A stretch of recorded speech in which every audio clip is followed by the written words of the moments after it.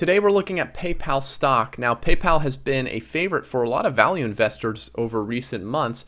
We're going to talk about why that is and do an analysis of the stock to see, is this like a value trap, or is this maybe something that I'm looking at closely going, yeah, I like the valuation, what's the fair value, and where is the price relative to the fair value? Does PayPal make a good investment today, or is this just a lot of hype? So with that, let's get into my presentation here. So I'm going to start just by doing an overview and introduction. We'll talk about the financial trends and the fundamental pillars, and finally I'll give you my estimate of the intrinsic fair value through a discounted free cash flow assessment.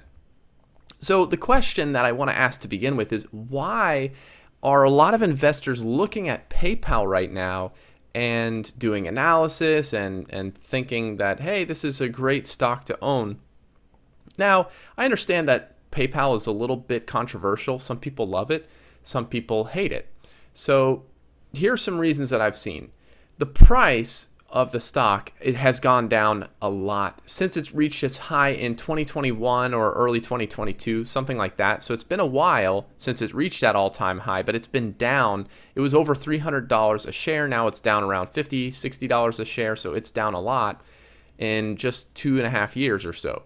So the free cash flow per share, though, has decreased since that time, but only by about 34%. Okay, I can see why a degradation in growth prospects has killed the price. But let's see if we can forecast that free cash flow and say, well, the price has dropped too much.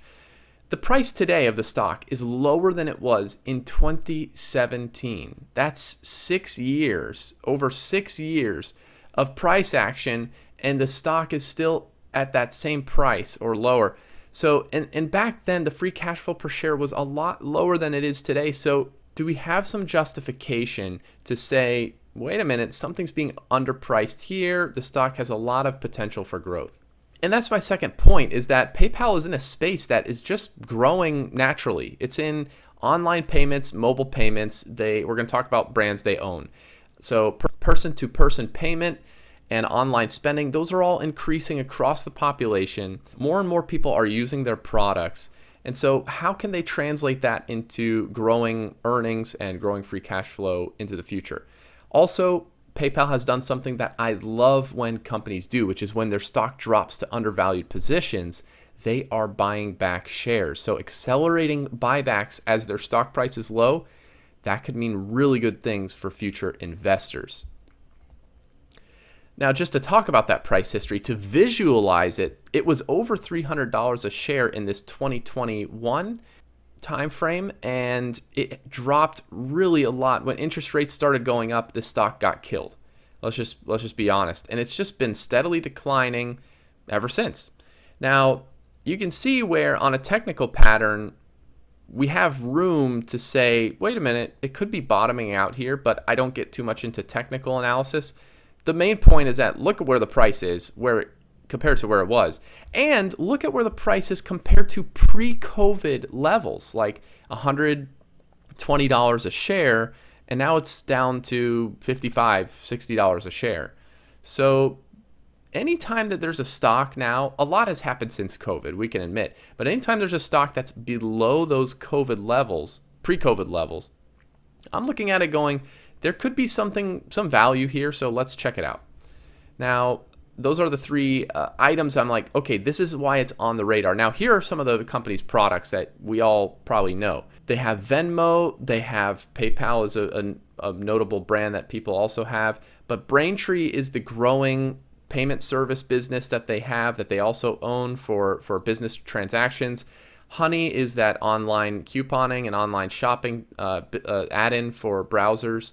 Paydiant, and they own a few other main products that I didn't even put here that people probably not heard of, some of which may earn money, some don't. I haven't gone that deep into it, but those are just some of the products. I mean, they own Venmo. I mean, it's that simple. A lot of people have Venmo and use Venmo for transactions, and anytime people use Venmo, PayPal has like something there that they can get money out of that situation. So they do it in different ways. I'm not going to go into depth, but here's the company overview. Just bare basics, their price to earnings ratio right now is at about 17. Now, I did this slide a couple days ago, and we've had some market action in the last couple days, but roughly this is where they're sitting, $58 a share, price to free cash flow ratio at about 20.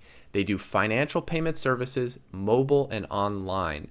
And that is, again, there's a growing secular trend behind that. So they should be able to benefit, but there is a lot of competition entering the space. Let's be honest about it. Apple Payment Services, X is talking about getting into that sort of space, Elon Musk. So there could be a lot of competition. The market cap is around $63 billion, and there is no dividend that they pay. They're reinvesting that money and buying back shares recently with their free cash flow.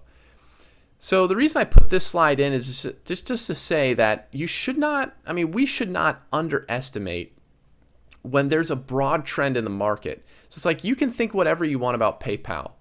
Like they're mismanaged, they're not doing things right, but still 17 to 19%, that's what market research says, annual growth in users of online payments, online shopping, mobile payments, that sort of space. So when the industry is growing that much and PayPal's already an established brand, it's just like they could be mismanaged. And I think this is a Warren Buffett quote that he said, or Charlie Munger says, like, when a company, it doesn't matter who their management is because they could have a crappy manager and still make a lot of money. That's the kind of business you want to own. And that's why I'm putting this up, because society is still moving that direction, where that movement has not finalized. It has not, it has not finished. So more people are using every year, and they're gonna benefit from that.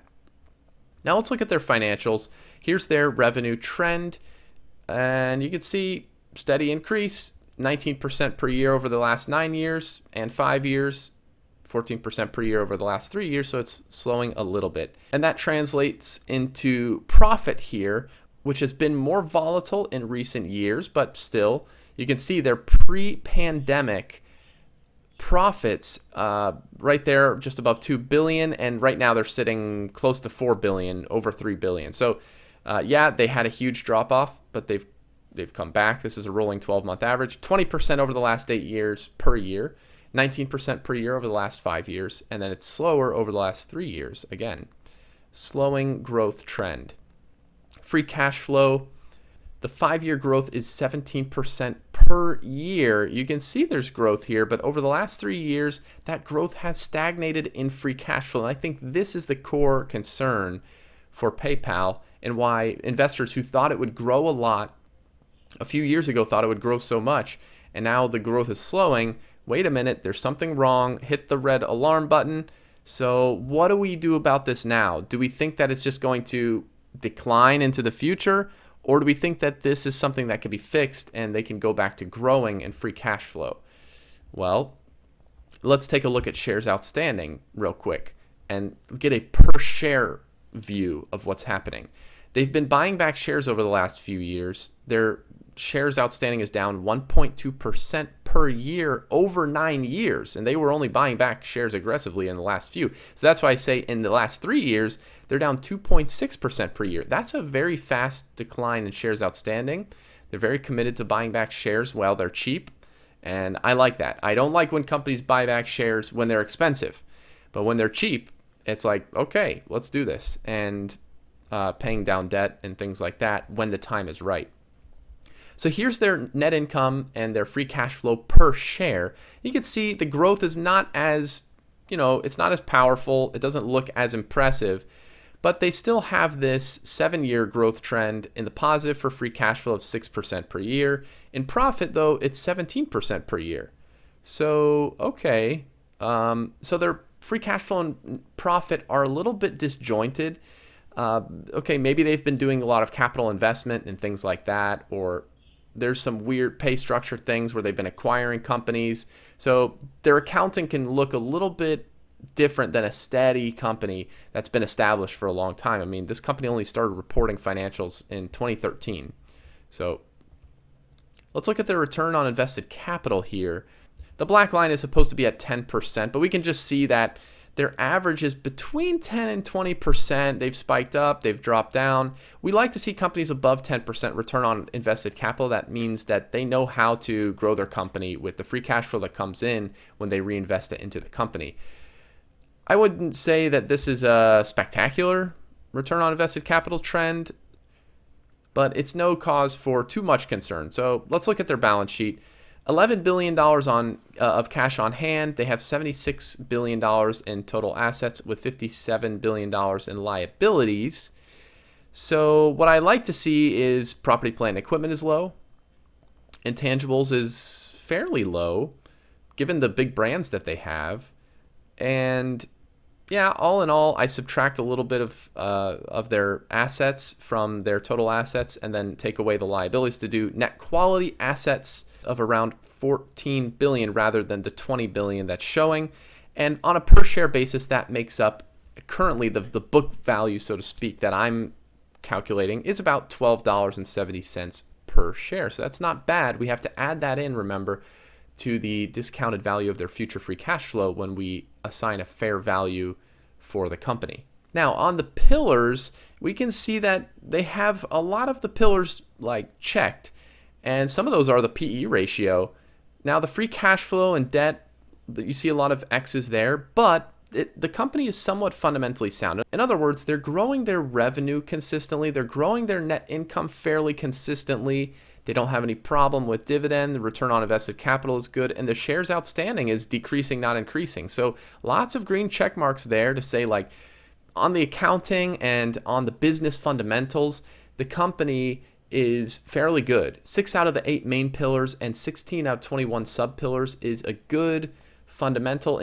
And usually when I review company stocks on this channel, it's because they've alerted me. So usually those fundamentals are good. I usually don't put up companies whose fundamentals are bad, although I review and analyze a lot of those companies. You just don't see them on this channel because I don't end up usually making a video for them. Okay, so let's get to the valuation, and I'm going to start with my basic assumptions, and I'm going to give 2 more scenarios, a positive scenario and a pessimistic scenario, but this is the medium scenario. My most basic assumptions, I'm doing $3.4 billion as the base year free cash flow. Now you can look and say, no, it's going to be closer to 4 billion, or no, it's going to be closer to 3 billion. But I'm starting with that assumption. I'm assuming in the near term, next 5 years, 16% per year free cash flow growth, which is very different from what they're showing recently. Last 3 years, it's been relatively flat. So that's a big assumption, but I think it's right just because of what I showed earlier with that secular growth trend, that the space is growing, so they should be able to capture a lot of growth.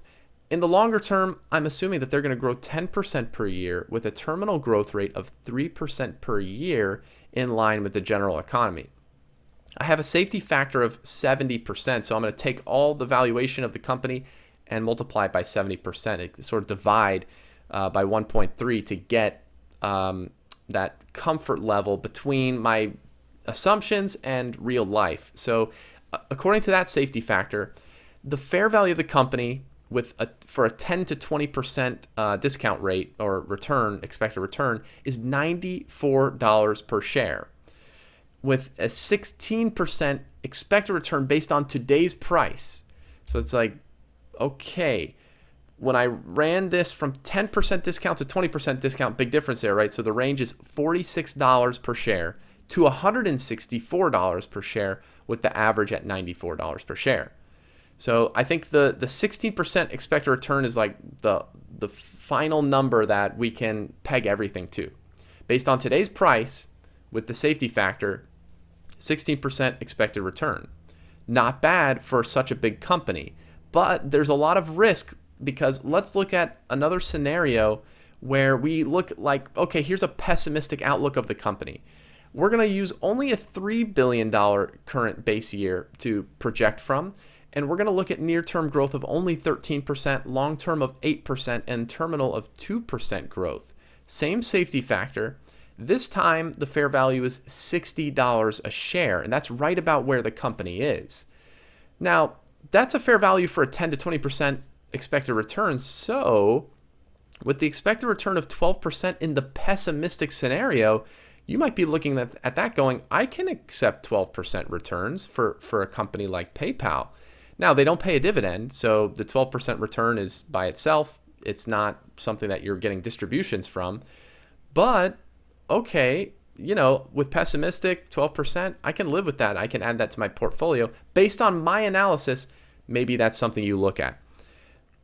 So that range there is $34 per share using the 20% discount rate to $93 per share using the 10% discount rate. So that range, and $60 per share is the average. So what about an optimistic scenario? And that's where I set the base year free cash flow to $4 billion instead of $3 billion for the pessimistic. I did the 18% near term, 12% long-term growth, and a 3% terminal rate, same safety factor again. And this time we get a fair value of $125 per share with the expected return of 19% per year. So you can see how if we have like a pessimistic outlook versus an optimistic outlook versus a normal outlook, that we can get different valuations here that are very different. If you look at the range here, $58 per share to $220 per share.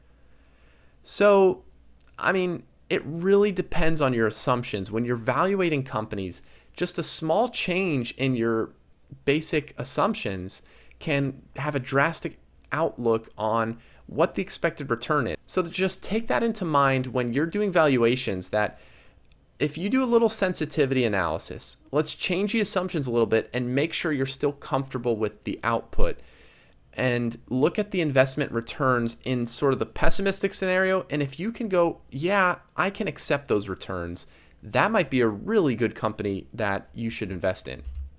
So in summary, it's not entirely clear that this is a value home run. So it just depends on the assumptions, what's going to happen in the future with PayPal, and are they going to have management that's going to bring them out of the rut that they've been in? I think it should happen, but it's not clear. And if we look pessimistically, we could get returns that are not super good. So the fair value that I'm assuming based on my natural basic assumptions, not pessimistic, not optimistic, just normal, is $94 a share. And that's significantly above the current price.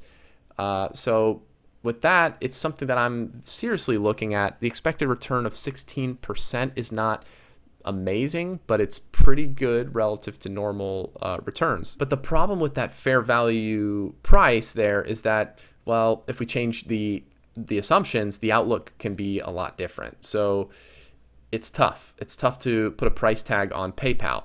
But given everything that I've done, the solid fundamentals, the big brand, and the valuation that's currently decently undervalued, I have PayPal rated at an 8 out of 10 value investment score. So that's pretty good. I'm not recommending anything necessarily to you because I don't know your situation. So this is not professional advice. This is just scoring that I've done, analysis that I've done, discounted cash flow that I've done, and I could be completely wrong, but hopefully along the way I'm sharing some of these principles with you and some of this information with you, and maybe you can take a look at PayPal and let me know what you think. Is this a value trap? And I'm not saying it's not, because it's tough. Or is PayPal a really good opportunity that you expect high returns from into the future? Let me know in the comments section, and if this video helped you or you found any value in it, I really appreciate if you subscribe so you can continue watching me, and leave a like on the video. And with that, I wish you all the best of luck in investing, and I'll see you in the next video. Take care.